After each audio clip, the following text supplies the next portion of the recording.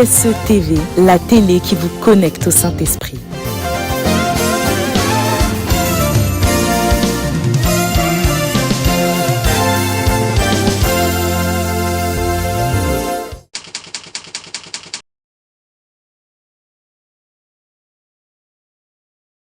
Quand le Seigneur institue la veille de son arrestation, il institue la Sainte Seine, le repas qu'il a organisé, le dernier, avec ses disciples. Il dit ceci, vous ferez ceci en mémoire de moi. Et donc, la célébration de la Pâque, le 31 mars, nous partons, en fait, consiste à faire mémoire de la mort sacrificielle de notre Seigneur. Le don de sa vie qui nous fait passer de la mort à la vie.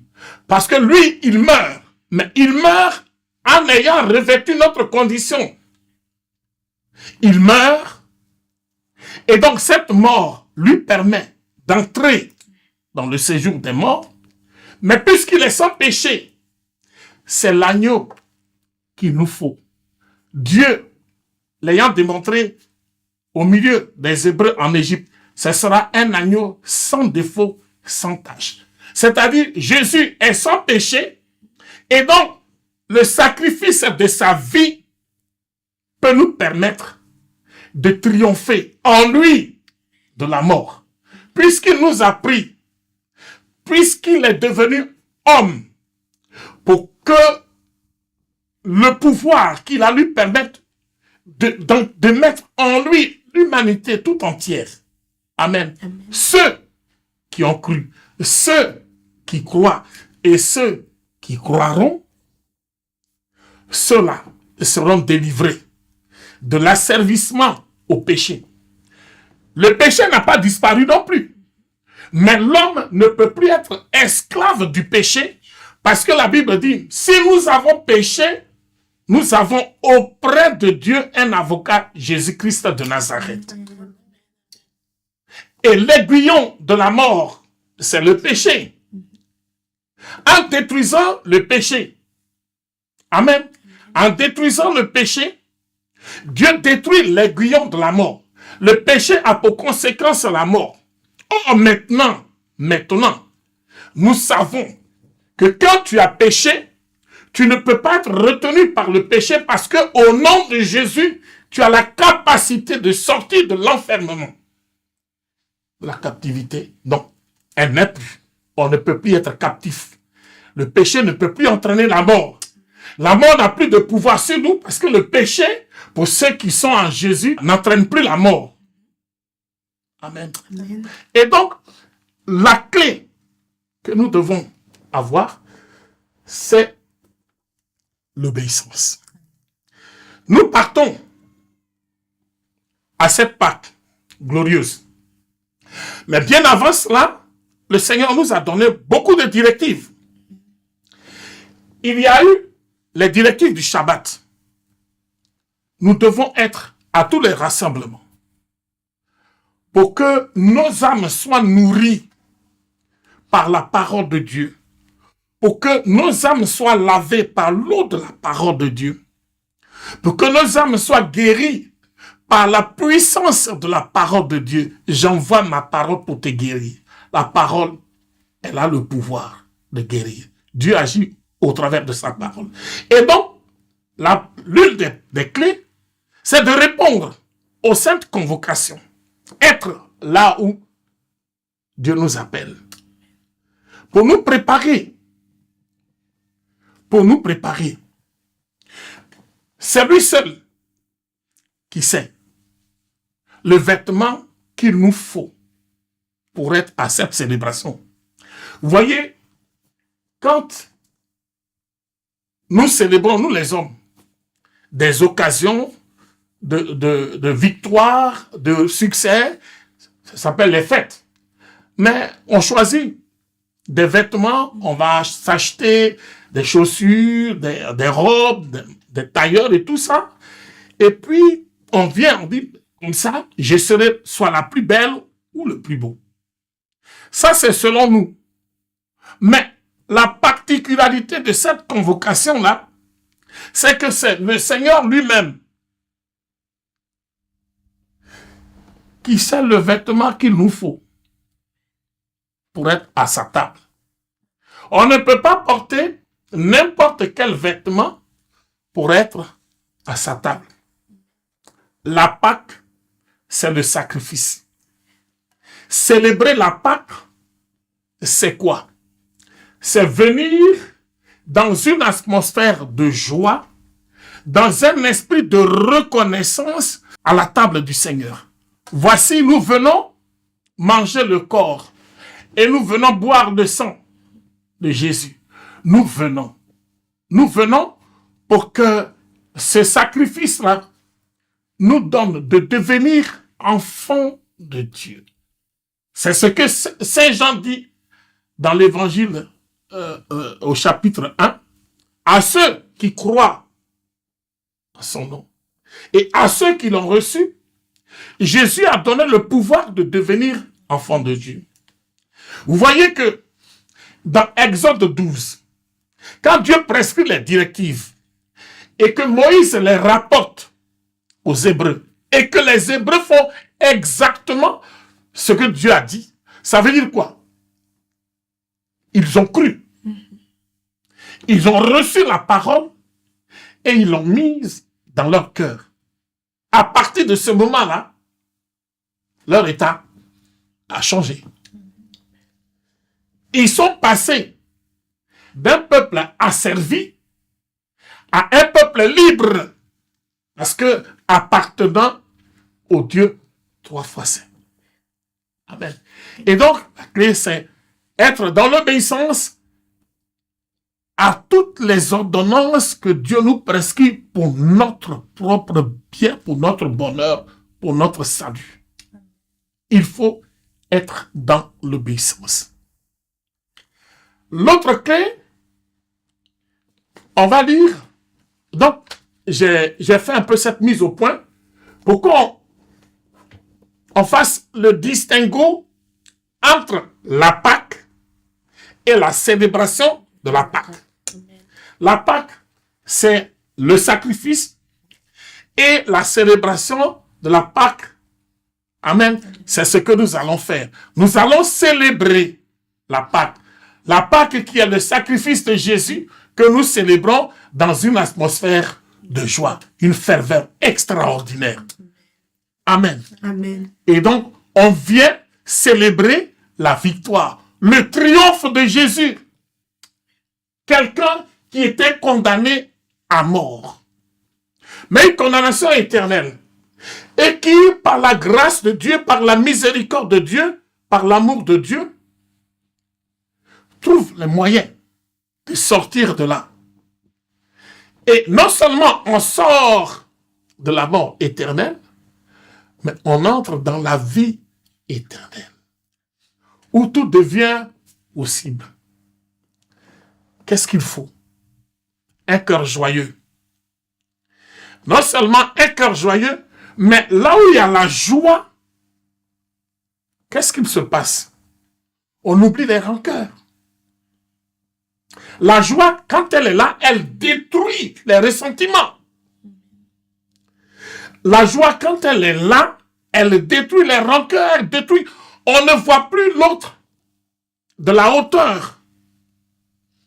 La haine aussi se dissipe là où il y a la joie. Et donc la joie est une puissance.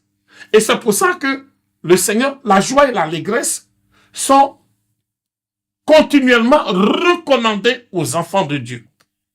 Amen. On va lire un autre passage. Je vais donner Lévitique chapitre 11, verset 7. Vous ne mangerez pas le porc qui a la corne fondue et le pied fourchu, mais qui ne rumine pas. Vous le regarderez comme impur. Amen.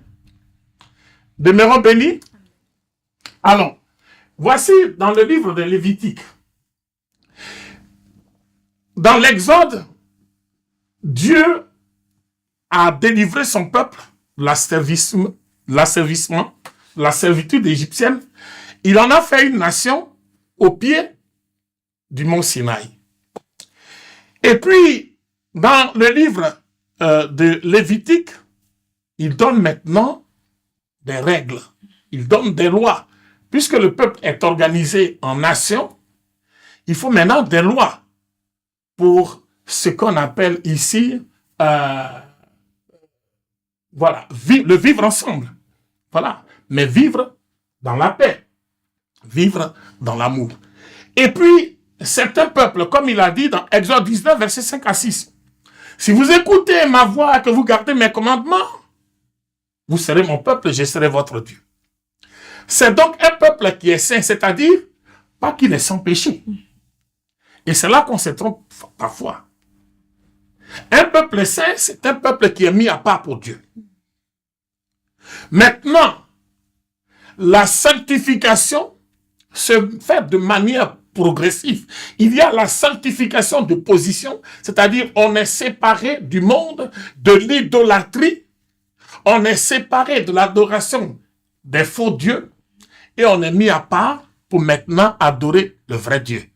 Israël n'adorait pas encore le vrai Dieu, mais Israël a trouvé la délivrance et donc Israël est sorti de l'adoration des dieux égyptiens et maintenant il est question qu'il apprenne à adorer le véritable Dieu. D'où vous serez saints, car je suis saint. Dieu n'a pas dit vous êtes saints, car je suis saint. Il dit vous serez saints, c'est-à-dire la sanctification de position va être accompagnée de la sanctification morale. Amen. Amen. Et la sanctification spirituelle, la sanctification de l'âme qui, elle, se fait de manière progressive au fur et à mesure où on écoute la parole de Dieu. C'est pour ça que dans la marche chrétienne, l'écoute de la parole de Dieu est très importante. Et c'est aussi pour cela que le Seigneur a insisté sur le respect de la loi du Shabbat. Parce que si nous marchons dans ce monde et que nous ne nous asseyons pas pour écouter la parole de Dieu, mais nous serons perdus. Nous serons perdus. La parole de Dieu, elle est un moyen pour nous de savoir où on va, qui nous guide et qu'est-ce qu'il nous a réservé.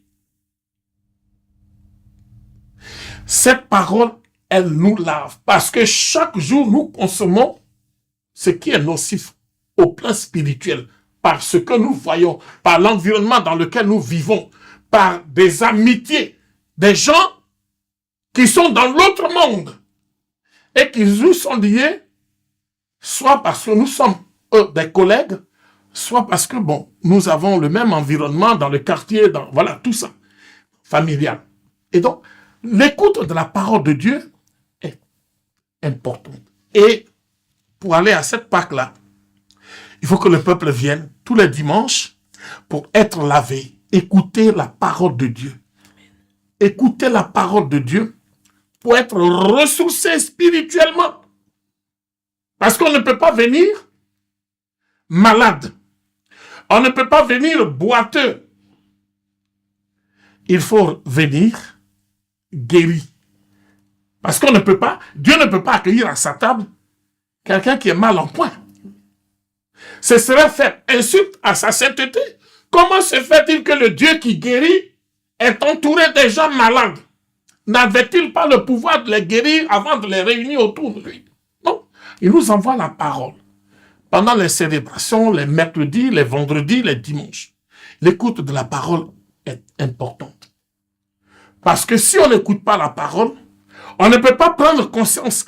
La prédication de la parole est essentielle parce qu'elle permet de prendre conscience, mais elle nous permet aussi de se remettre en question pour que nos offenses nous soient pardonnées.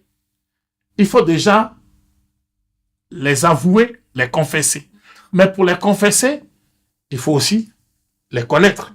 Il faut en prendre conscience. D'où l'importance de l'écoute de la parole de Dieu. En écoutant, on prend conscience qu'on a dévié, qu'on a offensé Dieu. Quand on a pris conscience, c'est le début de la repentance qui conduit à la réconciliation avec le Seigneur. On a pris conscience, on fait demi-tour. La repentance, faire demi-tour, c'est cela. On fait demi-tour, on regrette, donc il n'y a plus moyen de retourner en arrière. Et donc, voilà, le Seigneur ici a sorti son peuple de la servitude.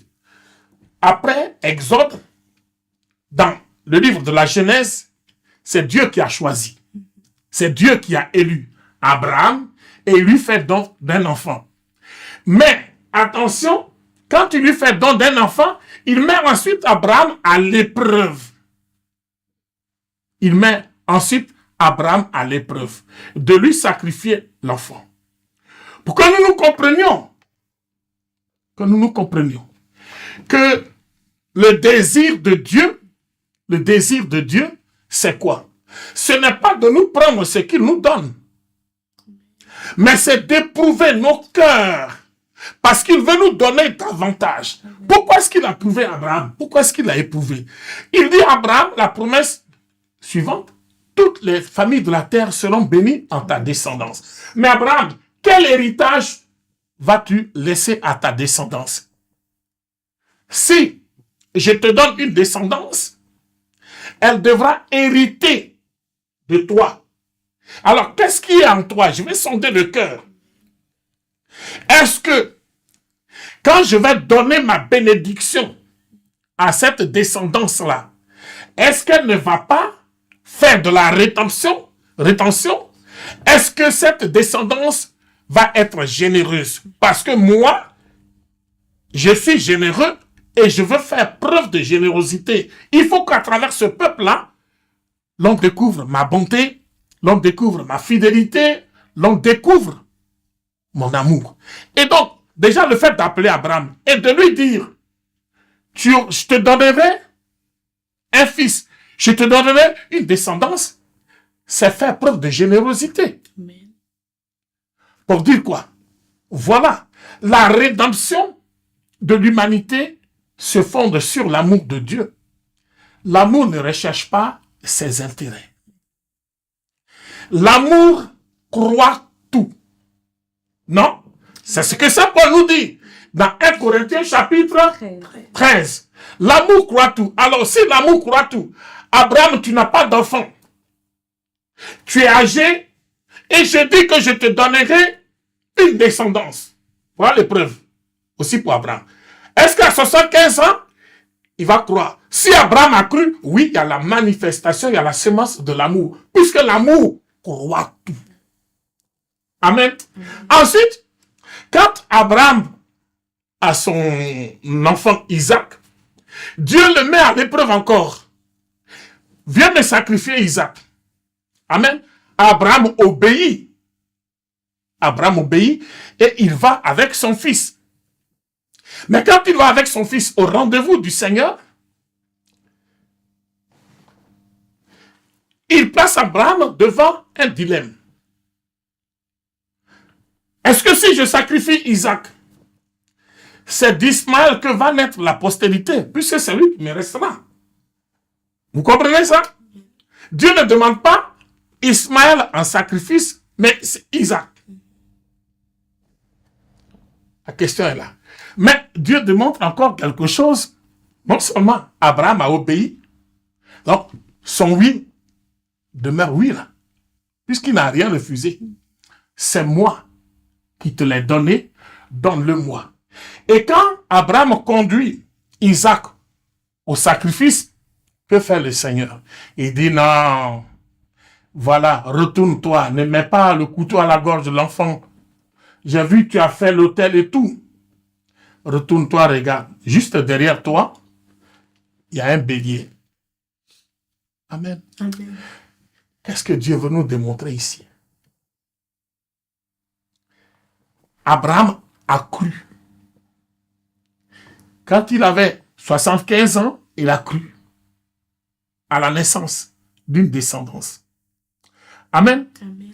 Et quand il a eu Isaac, Dieu lui a demandé de le sacrifier comme un enfant. Il est allé au lieu du rendez-vous. Amen. Amen. Qu'est-ce qui s'est passé? Dieu aussi a mis Abraham ainsi à l'épreuve. Jésus dira à ses disciples, si vous m'aimez, gardez mes commandements.